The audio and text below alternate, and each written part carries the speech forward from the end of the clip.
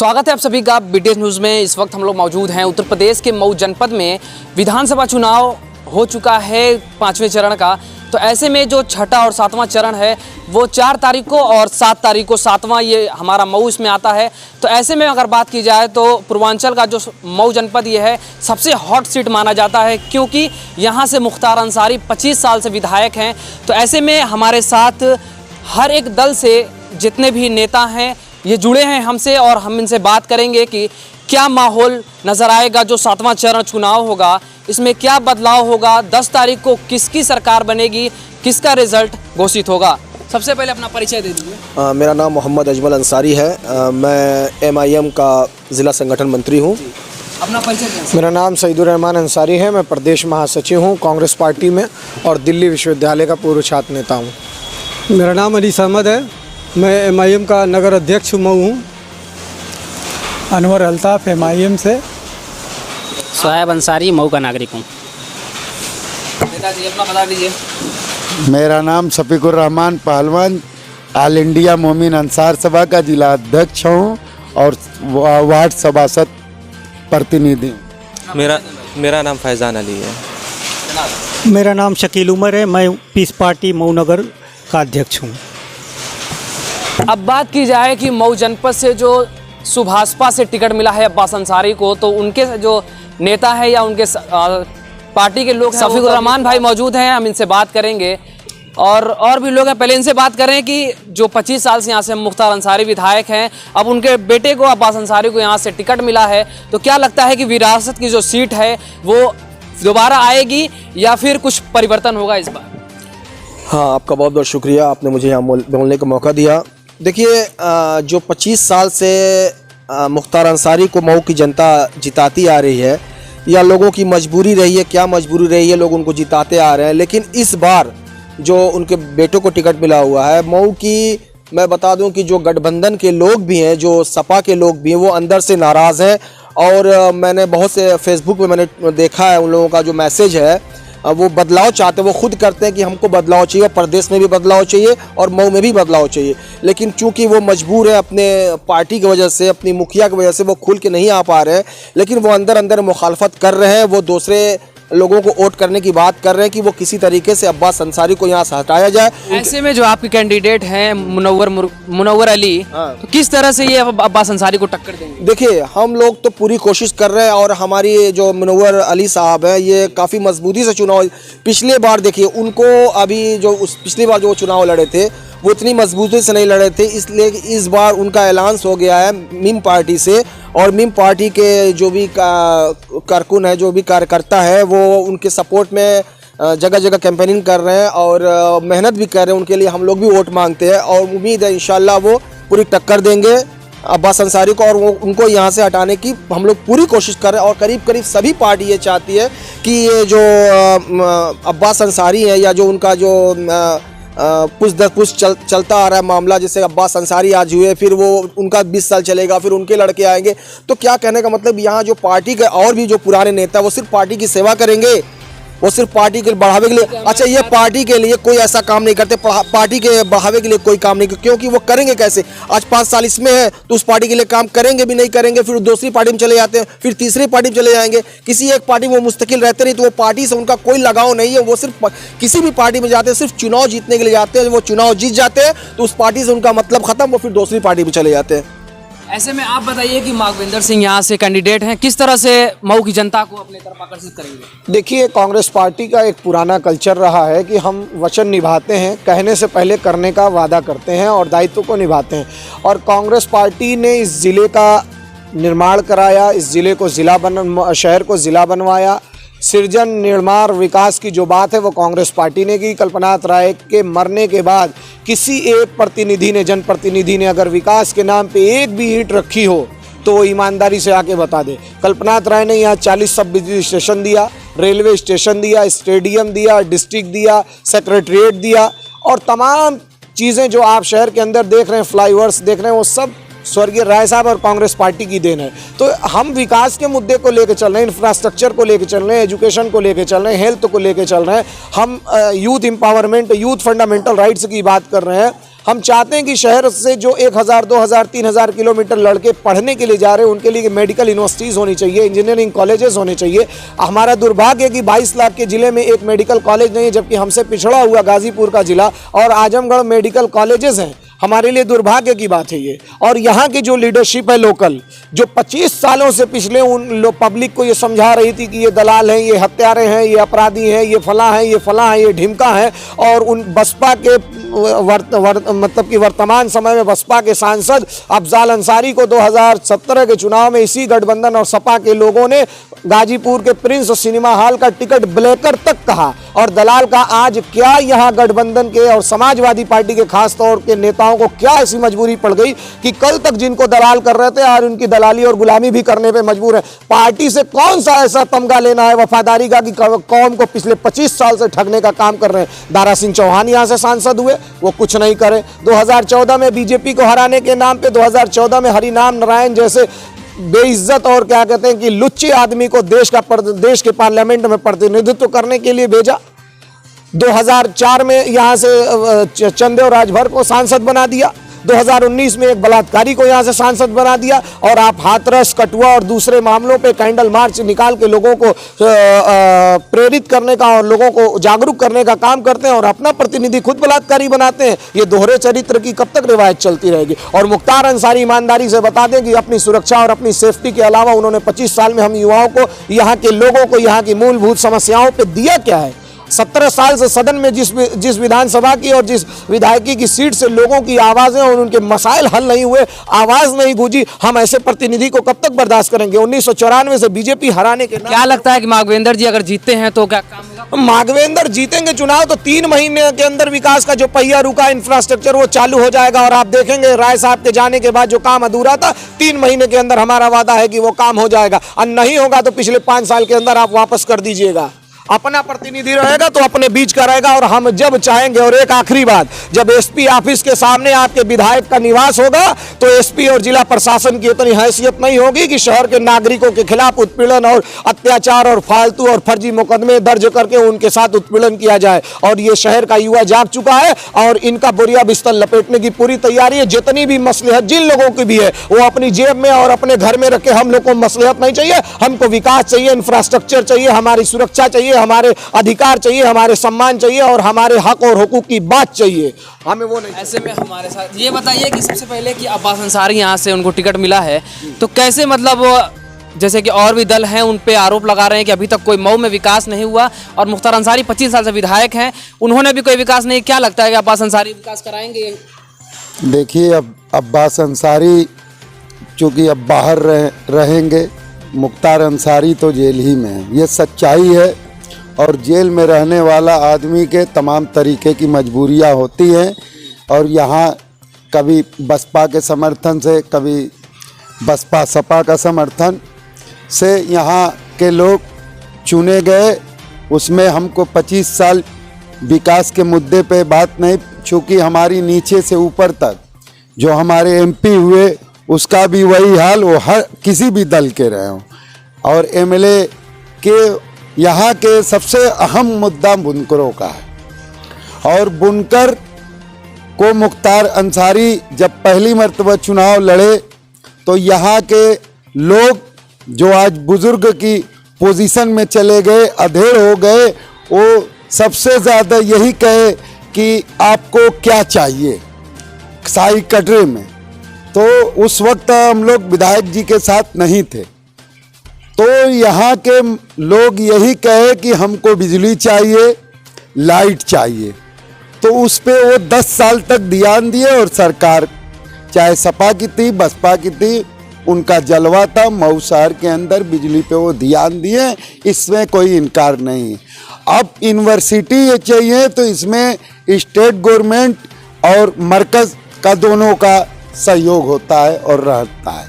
अब उसमें आगे सबसे बड़ा मसला है कि ये उत्तर प्रदेश की मौजूदा सरकार बेहद जालिम सरकार है और इसको गठबंधन हुआ है। और हमको कैंडिडेट को तो देखना ही है, लेकिन हमको सबसे पहले कांग्रेस पार्टी का कोई अभी यूपी में जनाधार नहीं है, न मऊ शहर के अंदर है। इसका जनाधार बढ़ेगा, बिल्कुल हम स्वागत करेंगे। जनता ही से जनाधार होता है, कोशिश कर रहे हैं, हम उसका स्वागत करेंगे। लेकिन मौजूदा हालात में अगर भारतीय जनता पार्टी को कोई शिकस्त देने का काम करेगा तो ये गठबंधन और ये अखिलेश यादव और ओम प्रकाश राजभर यही शिकस्त देने जा रहे हैं और इस जालिम सरकार को उखाड़ फेंकने का काम किया जाएगा। और एक बात और सबसे बड़ा अहम मुद्दा है लॉकडाउन, सीए, एनआरसी के बाद बुनकरों को पासबुक का, और इसमें योगी सरकार ने सस्पेंस पे करके 2 साल मऊ के बुनकरों को कर्जदार बनाने का काम किए और भारतीय जनता पार्टी के अशोक धवन से लेकर समाजवादी पार्टी के अरशद जमाल मऊ के और रफीक अंसारी ने बहुत जद्दोजहद किया, लेकिन वो फलाफ रहे। ये जालिम सरकार सस्पेंड में करके यहाँ बुनकरों को कर्जदार बनाने का काम किया। इसलिए हम गठबंधन सरकार को, चूंकि मुख्यमंत्री का चुनाव यहाँ नहीं है, यहाँ एमएलए मुख्यमंत्री को चुनता है, तो हम मुख्यमंत्री को यहाँ का एमएलए जब भेजेंगे तब मुख्यमंत्री अखिलेश यादव होगा। इसलिए हम अखिलेश यादव के पक्ष में हैं और यहाँ के शहर के लोग टोटल गठबंधन के साथ जा रहे हैं, इसमें कोई शक नहीं है। योगी जी और अखिलेश यादव दोनों में गर्मी और सर्दी का बहस चल रहा है, तो इसकी वजह से क्या जनता को कुछ फायदा होगा? देखिए, गर्मी और सर्दी, योगी जी की तो जितनी गर्मी है वो निकल चुकी है, अब सर्दी उनको होने वाली है और चादर ओढ़ के सोने जा रहे हैं। नाम बताइए। मेरा नाम फैज़ान है। ये बताइए कि क्या लग रहा है कि इस बार क्या होगा? माहौल यही होगा, मऊ के लोग, मऊ की जनता अब जागरूक हो गई है, यहाँ पे बदलाव को कह रही है। और इस बार जो है बहुजन समाज पार्टी के प्रदेश अध्यक्ष श्री भीम राजभर जी चुनाव जीतने जा रहे हैं और बहुत ही भारी मतों से चुनाव जीतेंगे। ऐसे में उनके सामने सुभाषपा से अब्बास अंसारी हैं, तो किस तरह से उनको टक्कर देंगे? सबसे पहली बात यह है कि जो सुभाषपा के प्रत्याशी हैं, चाहे सुभाषपा पार्टी है, अभी बीजेपी से हो के आई है, क्या उसका भरोसा है कि जीतने के बाद वो सपा में रहेगी या फिर वो अपनी पुरानी जगह बीजेपी में चली जाएगी? और रही बात अब्बास अंसारी की, तो अब्बास अंसारी का यहाँ कोई पहचान नहीं है। उनके पिताजी चुनाव लड़ते थे, बहुजन से चुनाव जीते भी। और जहाँ तक रही बात अब्बास अंसारी की, ये कभी किसी के सुख और दुख में शामिल नहीं होते हैं, किसी भी जुल्म ज़्यादती के खिलाफ ये आवाज़ अपनी नहीं उठाते हैं। आपका जवाब दीजिए आप। देखिए, इनके बहुजन समाज पार्टी के कैंडिडेट हैं और ये फैज़ान भाई अभी बहुत इनके साथ मौजूदा सरकार ने जुल्म किया सीए एनआरसी में, हम इसको इनके दुख तक को समझते हैं। लेकिन भीम राजभर साहब जो है उसके पहले ये 5000 वोट से लमसम हारे थे, लेकिन हारने के बाद ये आदमी अगर जीत के काम करे तो काम बहुत माने नहीं होता।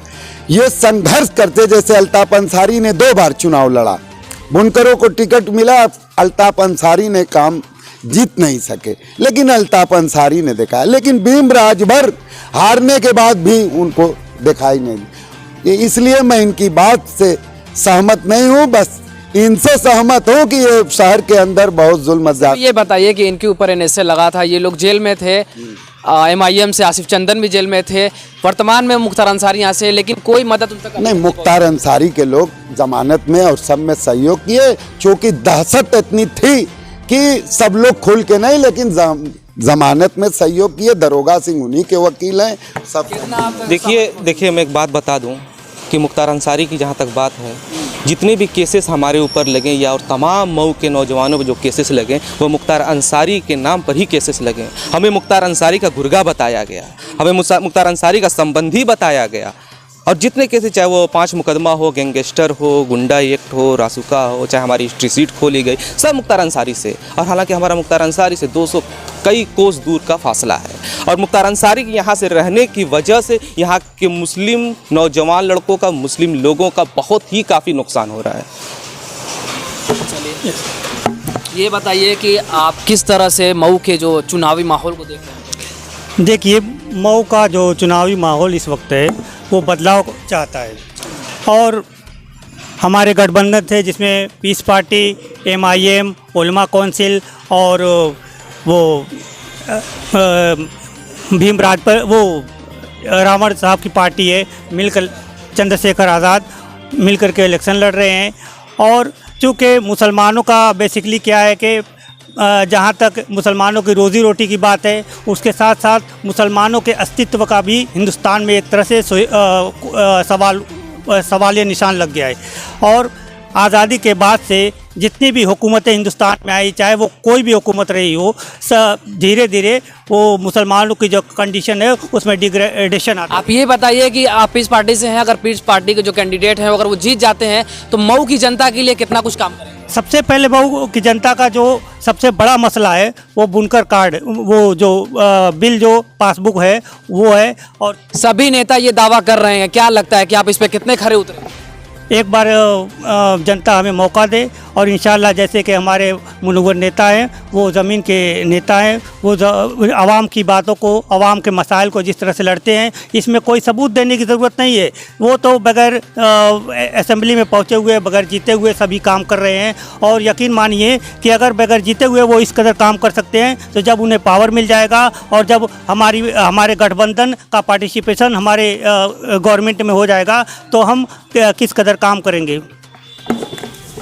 उत्तर प्रदेश में आए हैं, कहा जाता है कि ये चुनाव को बिगाड़ने के लिए आए हैं। नहीं, बिगाड़ने के लिए तो नहीं आए, हम अपना बनाने के लिए आए हैं। अब देखिए, ये जमहूरी मुल्क है लेकिन हमारी हिस्सेदारी कहाँ है? मुस्लिम पॉलिटिकल एम्पावरमेंट की लड़ाई हम लोग लड़ रहे हैं और इंशाअल्लाह हम लोग इसमें कामयाब होंगे। अपना परिचय दे दीजिए। उबादा हारिस यूनुस शेख। आप नौजवान हैं, आप किस तरह से मऊ की जो चुनावी जो पूरी प्रक्रिया है, किस तरह से इसको देख? मऊ की चुनावी प्रक्रिया को देखने का पिछले 25 सालों से तो हम देख ही रहे हैं कि क्या मऊ के हालात हैं। हम इस वक्त बात सिर्फ विकास को लेकर ही कर रहे हैं।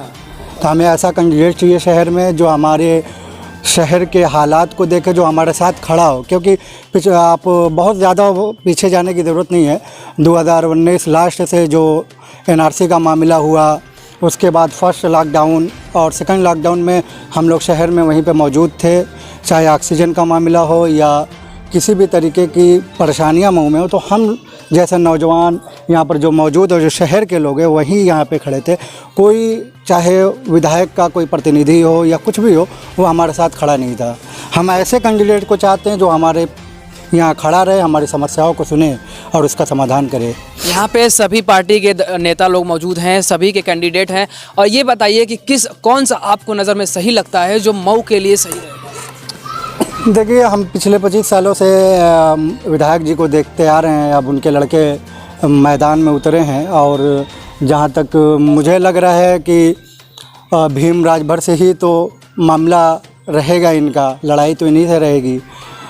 तो हम सिर्फ इस वक्त जो चुनावी माहौल है उसमें यही रहेगा कि कम से कम जो विकास की बातें हैं जो पिछले 25 सालों से, जैसे ये पूरा मारूफ वाला रोड हो गया है, आपके हैदर नगर का मामला है, या जो आप मिर्ज़ादेपुरा से आते हैं तो जो वहाँ पे सब्ज़ी मंडी वगैरह के जो ठेले लगते हैं, अब रोड का चौड़ीकरण हो गया है, तो अब उसके लिए वहाँ पर आपको एक निर्धारित स्थान देना पड़ेगा जहाँ पर वो लगा सकें।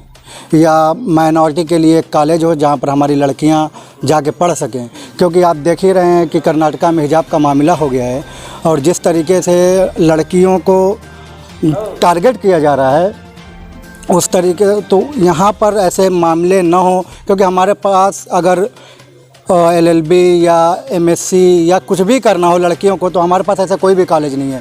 हमारी लड़कियों को, हमारी बहन बेटियों को जाना पड़ता है DSSK जैसे कॉलेज में, जहाँ जिसका माहौल आप यहाँ पर सारे लोग जानते ही हैं कि क्या है।